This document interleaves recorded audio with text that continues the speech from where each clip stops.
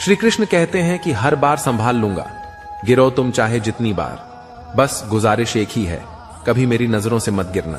अपने कर्मों का फल भुगतने से तो गंगा पुत्र भीष्म भी नहीं बच पाए, और हम यह सोचते हैं कि गंगा में स्नान भर करने से हमारे पाप धुल जाएंगे।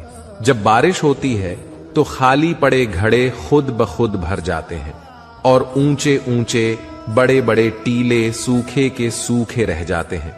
इसलिए अपने आप को खाली रखो, क्योंकि खाली झोली ही भरी जाती है।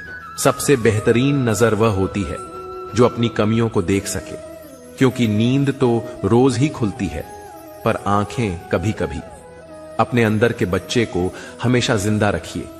हद से ज्यादा समझदारी जीवन को बेरंग कर देती है।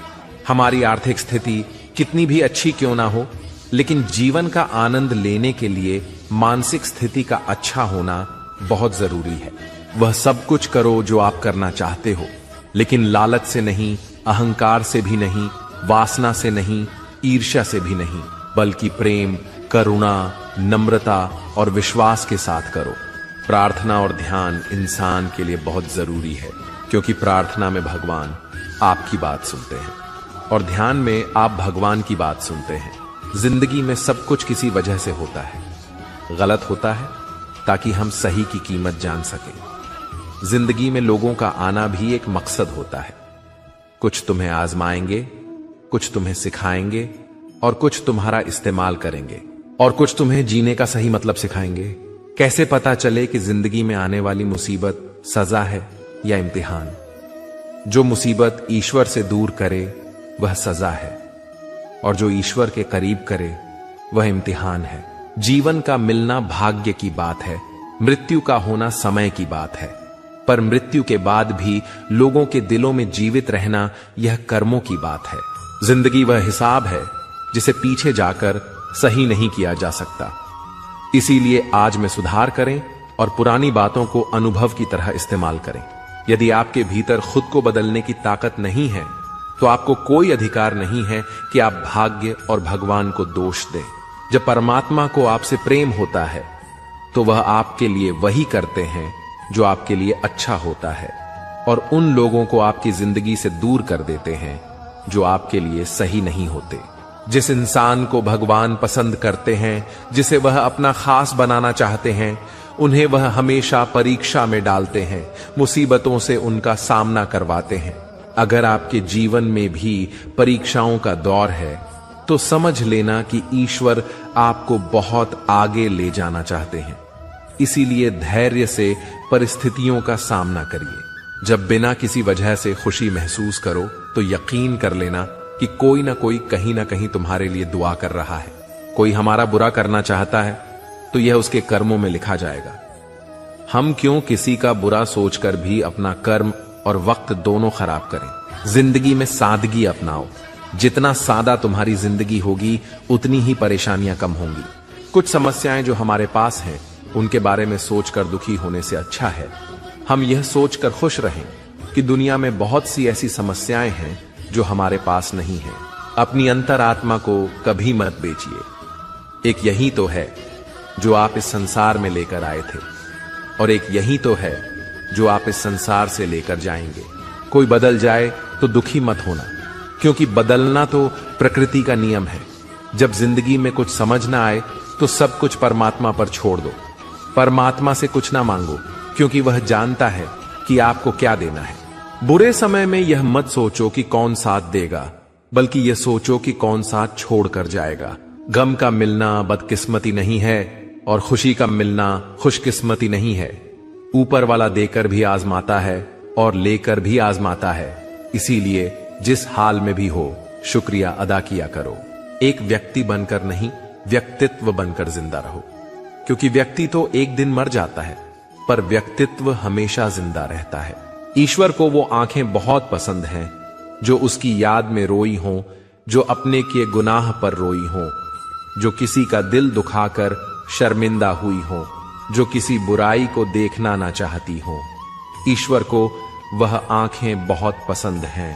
रब पर भरोसा एक बच्चे की तरह करो। जैसे बच्चे की मां जब उसे हवा में उछालती है तो वह खुश होता है, हंसता है, क्योंकि उसे यकीन होता है कि उसकी मां उसे कभी गिरने नहीं देगी। कभी किसी वजह से भी पाप मत करो, क्योंकि वजह खत्म हो जाएगी पर पाप नहीं। और हर नेकी के लिए तकलीफ उठा लिया करो, क्योंकि तकलीफ खत्म हो जाएगी पर की हुई नेकी नहीं। ईश्वर से सब्र की जगह सुकून मांगा करो, क्योंकि सब्र किसी चीज को खो देने के बाद हासिल होता है, पर सुकून हासिल करने के लिए कुछ खोना नहीं पड़ता। जब भी अपनी शख्सियत पर अहंकार होने लगे तो एक फेरा शमशान का लगा लिया करो। जब भी परमात्मा को धन्यवाद देना चाहो तो भूखे को खाना खिला दिया करो। और जब भी अपनी ताकत पर गुरूर होने लगे तो एक फेरा वृद्धाश्रम का लगा लिया करो। और जब भी आपका सर श्रद्धा से झुका हो तो अपने मां बाप के पैर दबा लिया करो।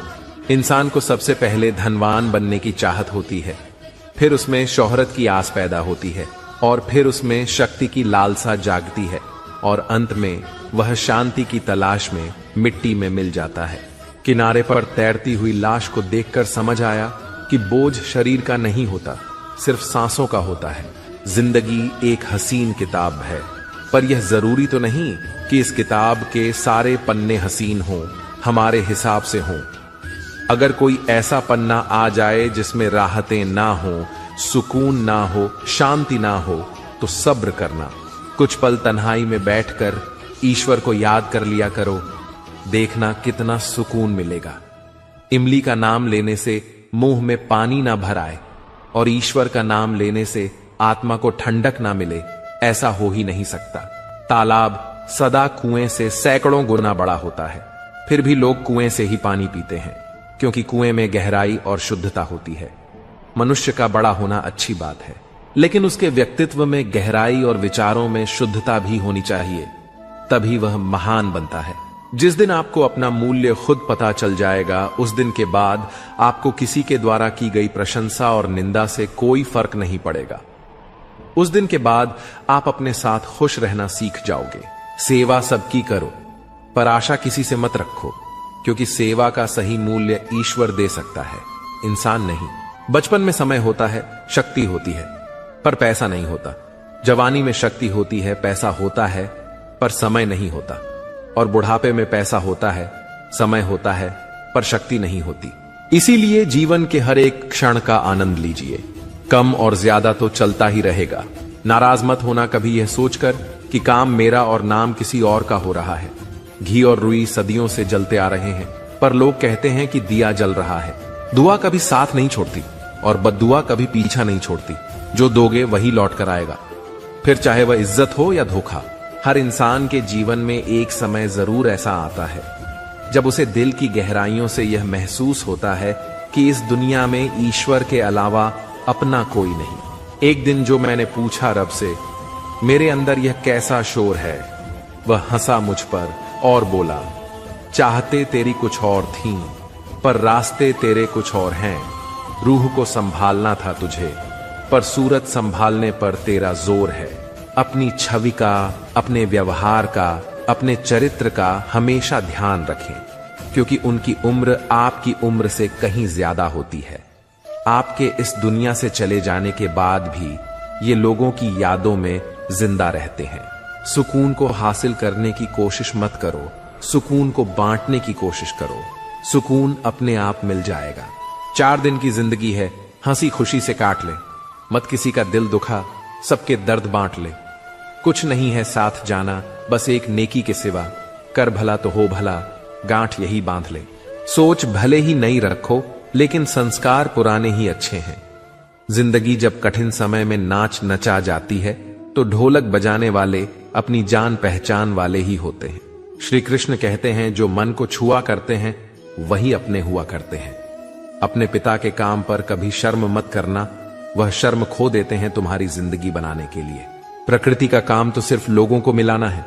रिश्तों की उम्र क्या होगी यह तो आपका व्यवहार तय करेगा। बुराई करने वालों को भी धन्यवाद दिया करो, क्योंकि वे आपकी अनुपस्थिति में भी आपके नाम को चर्चा में रखते हैं। ये चिंता छोड़िए कि लोग आपके बारे में क्या सोच रहे हैं, वह तो खुद इस चिंता में डूबे हैं कि आप उनके बारे में क्या सोच रहे हैं। बिना वजह ली गई हाय और किसी का खाया हुआ हक जीवन में तुम्हें कभी ना कभी दुख जरूर देगा। कुछ लोगों के सीने में दिल की जगह कैलकुलेटर होता है। वह हाथ मिलाने से पहले ही हिसाब लगा लेते हैं कि मुझे इससे कितना फायदा होने वाला है।